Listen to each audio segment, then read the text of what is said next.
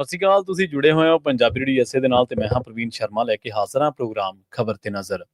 ਖਬਰ ਤੇ ਨਜ਼ਰ ਪ੍ਰੋਗਰਾਮ ਦੇ ਵਿੱਚ ਕਈ ਅਹਿਮ ਤੇ ਕਈ ਖਾਸ ਖਬਰਾਂ ਨੂੰ ਲੈ ਕੇ ਚਰਚਾ ਕਰਨ ਦੇ ਲਈ ਜੁੜ ਚੁੱਕੇ ਨੇ ਪੰਜਾਬ ਤੋਂ ਸੀਨੀਅਰ ਪੱਤਰਕਾਰ ਅਤੇ ਸਰਗਰਮ ਸਮਾਜਿਕ ਕਾਰਕੁਨ ਦੀਪਕ ਸ਼ਰਮਾ ਚਨਾਰਥਲ ਜੀ। ਸ਼ਰਮਾ ਸਤਿ ਸ਼੍ਰੀ ਅਕਾਲ, ਸਵਾਗਤ ਹੈ ਜੀ ਪੰਜਾਬੀ ਰੇਡੀਓ ਐਸਏ ਤੇ। ਸਤਿ ਸ਼੍ਰੀ ਅਕਾਲ ਪ੍ਰਵੀਨ ਜੀ, ਸਾਰੇ ਦਰਸ਼ਕਾਂ ਨੂੰ ਸਰੋਤਿਆਂ ਨੂੰ ਪਿਆਰ ਭਰੀ ਸਤਿ ਸ਼੍ਰੀ ਅਕਾਲ। ਸਤਿ ਸ਼੍ਰੀ ਅਕਾਲ ਜੀ। ਪ੍ਰੋਗਰਾਮ ਦੇ ਵਿੱਚ ਅੱਗੇ ਵਧਣ ਤੋਂ ਪਹਿਲਾਂ ਧੰਨਵਾਦ ਕਰਦੇ ਚਲੀਏ ਸਪਾਂਸਰਸ ਦਾ, ਜਿਹੜੇ ਜ਼ਰੀਆ ਬਣਦੇ ਨੇ ਇਹਨਾਂ ਪ੍ਰੋਗਰਾਮਾਂ ਨੂੰ ਤੁਹਾਡੇ ਤੱਕ ਪਹੁੰਚਾਉਣ ਦੇ ਲਈ। ਖਾਲਸਾ ਇੰਸ਼ੋਰੈਂਸ ਏਜੰਸੀ ਵਾਲੇ, ਜਿਨ੍ਹਾਂ ਤੋਂ ਤੁਸੀਂ ਹਰ ਤਰੀਕੇ ਦੀ ਇੰਸ਼ੋਰੈਂਸ ਲੈ ਸਕਦੇ ਹੋ। ਇੰਸ਼ੋਰੈਂਸ ਬਾਰੇ ਪਤਾ ਕਰਨ ਦੇ ਲਈ ਇਹਨਾਂ ਦਾ ਨੰਬਰ ਹੈ 4082722500। ਇਹ 1992 ਤੋਂ ਲਗਾਤਾਰ ਇੰਸ਼ੋਰੈਂਸ ਬਿਜ਼ਨਸ ਦੇ ਵਿੱਚ ਸ਼ਾਨਦਾਰ ਸੇਵਾਵਾਂ ਦੇ ਰਹੇ ਨੇ ਤੇ ਅਮਰੀਕਾ ਭਰ ਦੇ ਵਿੱਚ ਇੰਸ਼ੋਰੈਂਸ ਕਰਦੇ ਨੇ। ਓਬਾਮਾ ਕੇਅਰ, ਮੈਡੀਕੇਅਰ ਜਾਂ ਫਿਰ ਕਵਰਡ ਕੈਲੀਫੋਰਨੀਆ ਬਾਬਤ ਪਾਲਿਸੀ ਕਰਵਾਉਣ ਦੇ ਲਈ, ਸਲਾਹ ਲੈਣ ਦੇ ਲਈ ਅੱਜ ਹੀ ਕਾਲ ਕਰੋ 4082722500 ਤੇ। ਟਰਕੀਅਨ ਇਮੀਗ੍ਰੇਸ਼ਨ ਲਾ ਫਰਮ ਵਾਲੇ ਜੇ ਟਰਕੀਆਣਾ ਟੋਨੀ ਟਰਕੀਆਣਾ ਦੇ ਨਾਲ ਤੁਸੀਂ ਵੈਸੇ ਇਮੀਗ੍ਰੇਸ਼ਨ ਬਾਬਤ ਕੋਈ ਵੀ ਸਲਾਹ ਕਰਨੀ ਹੈ ਤਾਂ ਇਹਨਾਂ ਦਾ ਨੰਬਰ ਹੈ 4159090503। ਗੁਰਦੀਪ ਸਿੰਘ ਬਿਰਦੀ ਕਲੋਵਿਸ, ਮਨਦੀਪ ਸਿੰਘ, ਸੰਦੀਪ ਕੌਰ ਸੈਨ ਹੋਜ਼ੇ, ਅਮਰੀਕ ਸਿੰਘ ਟਵਾਲ, ਜਰਨੈਲ ਸਿੰਘ ਯੂਬਾ ਸਿਟੀ, ਗੁਰਨਾਮ ਸਿੰਘ ਐਂਟੀਲੋਪ ਤੇ ਜਰਨੈਲ ਸਿੰਘ ਸਿਆਟਲ ਤੋਂ। ਇਹਨਾਂ ਸਾਰੇ ਹੀ ਸਪਾਂਸਰਸ ਦਾ ਬਹੁਤ ਬਹੁਤ ਧੰਨਵਾਦ। ਤੇ ਜੇਕਰ ਤੁਸੀਂ ਵੀ ਪੰਜਾਬੀ ਡੀਐਸਏ ਦੇ ਇਹਨਾਂ ਪ੍ਰੋਗਰਾਮਾਂ ਨੂੰ ਸਪਾਂਸਰ ਕਰਨਾ ਚਾਹੁੰਦੇ ਹੋ ਤਾਂ ਸਟੂਡੀਓ ਦਾ ਨੰਬਰ ਹੈ 4082725200। ਅੱਜ ਦਾ ਇਹ ਖਬਰ ਤੇ ਨਜ਼ਰ ਪ੍ਰੋਗਰਾਮ ਸਾਲ 2025 ਦੀ 18 ਅਗਸਤ ਦਾ ਪ੍ਰੋਗਰਾਮ ਹੈ ਤੇ ਦਿਨ ਅੱਜ ਸੋਮਵਾਰ ਹੈ। ਖਬਰਾਂ ਦੀ ਸ਼ੁਰੂਆਤ ਕਰੀਏ ਸ਼ਰਮਾ ਜੀ ਆਪਾਂ ਆਰਐਸਐਸ ਤੋਂ। ਆਰਐਸਐਸ ਕਈ ਸਿੱਖ ਜਿਹੜੇ ਬੁੱਧੀਜੀਵੀ ਨੇ, ਚਿੰਤਕ ਨੇ, ਉਹਨਾਂ ਨੇ ਇਸ ਗੱਲ ਦੇ ਉੱਤੇ ਬਹੁਤ ਜ਼ੋਰ ਦਿੰਦੇ ਨੇ ਕਿ ਲੰਘੇ ਕੁਝ ਸਾਲਾਂ ਦੇ ਵਿੱਚ ਆਰਐਸਐਸ ਦਾ ਜਿਹੜਾ ਸਿੱਖਾਂ ਦੇ ਮਾਮਲੇ ਨੇ, ਕੌਮ ਦੇ ਮਾਮਲੇ ਨੇ, ਪੰਥਕ ਮਾਮਲੇ ਨੇ, ਉਹਨਾਂ ਦੇ ਵਿੱਚ ਦਖਲਅੰਦਾਜ਼ੀ ਤੇ ਉਹਨਾਂ ਦੇ ਵਿੱਚ ਪੈਰ ਪਸਾਰਾ ਬਹੁਤ ਵੱਧ ਗਿਆ। ਇਹਦੇ ਵਿੱਚ ਕੋਈ ਦੋ ਰਾਏ ਨਹੀਂ ਕਿ ਬਹੁਤ ਸਾਰੀਆਂ ਜਥੇਬੰਦੀਆਂ ਨੇ, ਬਹੁਤ ਸਾਰੀਆਂ ਧਿਰਾਂ ਨੇ, ਸਾਰੇ ਇੱਕ ਮਤ ਵੀ ਨਹੀਂ ਗੇ ਤੇ ਸਾਰੇ ਇੱਕ ਥਾਂ ਦੇ ਉੱਤੇ ਇਕੱਠੇ ਵੀ ਜਿਹੜੇ ਹੋਣੇ ਉਹ ਮੁਸ਼ਕਲ ਹੈ। ਪਰ ਹੁਣ ਇਹ ਕਿਹਦਾ ਕਥਨ ਹੈ ਕਿ ਉਹ ਕਹਿੰਦੇ ਕਿ ਸਿੱਖਾਂ ਤੋਂ ਸਿੱਖੀ ਨਹੀਂ ਬਚ ਰਹੀ, ਆਰਐਸਐਸ ਜ਼ਰੂਰ ਇਹਨੂੰ ਬਚਾ ਲੂਗੀ। ਬਿਲਕੁਲ ਜੀ, ਇਹ ਨਵੇਂ ਤੌਰ ਦੇ ਉੱਤੇ ਆਰਐਸਐਸ ਦੇ ਭਗਤ ਬਣ ਕੇ ਉੱਭਰੇ ਰਵਨੀਤ ਬਿੱਟੂ ਜੀ ਦਾ ਕਥਨ ਹੈ। ਜੀ ਜੀ। ਰਵਨੀਤ ਬਿੱਟੂ ਦੇ ਬਿਆਨ ਨੂੰ ਪੰਜਾਬ ਕਿੰਨੀ ਕੁ ਅਹਿਮੀਅਤ ਦਿੰਦਾ ਇਹ ਤੋਂ ਤਾਂ ਆਪਾਂ ਵਾਕਫ ਹਾਂ, ਪਰ ਉਹ ਹੁਣ ਮੰਤਰੀ ਨੇ। ਹਾਂਜੀ, ਕੇਂਦਰੀ ਮੰਤਰੀ ਦੇ ਕੋਈ ਅਰਥ ਹੁੰਦੇ ਨੇ, ਕੇਂਦਰੀ ਮੰਤਰੀ ਨੇ, ਨਰਿੰਦਰ ਮੋਦੀ ਦੀ ਕੈਬਨਿਟ ਦੇ ਵਿੱਚ। ਪਟਿਆਲੇ ਦੇ ਵਿੱਚ ਰਾਜਪੁਰਾ ਖੇਤਰ ਦੇ ਵਿੱਚ ਉਹਨਾਂ ਨੇ ਜਿੱਤ ਦੀ ਰੈਲੀ ਕੀਤੀ ਲੈਂਡ ਪੂਲਿੰਗ ਵਾਪਸ ਕਰਾਉਣ ਲਈ। ਠੀਕ ਹੈ ਜੀ। ਉਸ ਰੈਲੀ ਨੂੰ ਸੰਬੋਧਨ ਕਰਦਿਆਂ ਰਵਨੀਤ ਬਿੱਟੂ ਜੀ ਕਹਿ ਰਹੇ ਸੀ ਕਿ ਬਈ ਹੁਣ ਸਿੱਖੀ ਨੂੰ ਆਰਐਸਐਸ ਬਚਾਓ। ਅੱਛਾ। ਆਰਐਸਐਸ ਕਹਿੰਦੇ ਕਿ ਉਹ ਨਕਸਲੀਆਂ ਵਾਲਾ ਕੰਮ ਤਾਂ ਅਸੀਂ ਨਿਬੇੜਤਾ ਸਾਰਾ, ਹੁਣ ਸਾਰਾ ਜ਼ੋਰ ਸਾਡਾ ਇੱਧਰ ਸਿੱਖੀ ਨੂੰ ਬਚਾਉਣ ਤੇ ਹੀ ਲੱਗਣਾ, ਕਿਉਂਕਿ ਜਿਹੜੇ ਆ ਧਰਮ ਪਰਿਵਰਤਨ ਕਰਵਾ ਰਹੇ ਨੇ ਜਾਂ ਜਿਹੜੇ ਈਸਾਈ ਬਣ ਗਏ, ਕ੍ਰਿਸਚਨ ਬਣ ਗਏ, ਉਹਨਾਂ ਸਾਰਿਆਂ ਨੂੰ ਆਵਾਂਗੇ ਸਿੱਖੀ ਦੇ ਵਿੱਚ। ਆਰਐਸਐਸ ਅਗਲੇ 5 ਸਾਲਾਂ 'ਚ ਦੇਖਿਓ ਤੁਹਾਨੂੰ ਕਿੰਨਾ ਕੰਮ ਕਰਦੀ ਨਜ਼ਰ ਆਊ। ਠੀਕ ਹੈ। ਤੇ ਸਾਡੀ ਮਤਲਬ ਜੇ ਰਵਨੀਤ ਬਿੱਟੂ ਬੋਲ ਰਹੇ ਨੇ, ਦੇਖੋ ਬੀਜੇਪੀ ਦੇ ਵਿੱਚ ਵੀ ਕੁਛ ਨਾ ਕੁਛ ਸਕ੍ਰਿਪਟ ਤਾਂ ਆਉਂਦੀ ਆ, ਇਹ ਹੁੰਦਾ ਹੈ ਕਿੱਥੇ।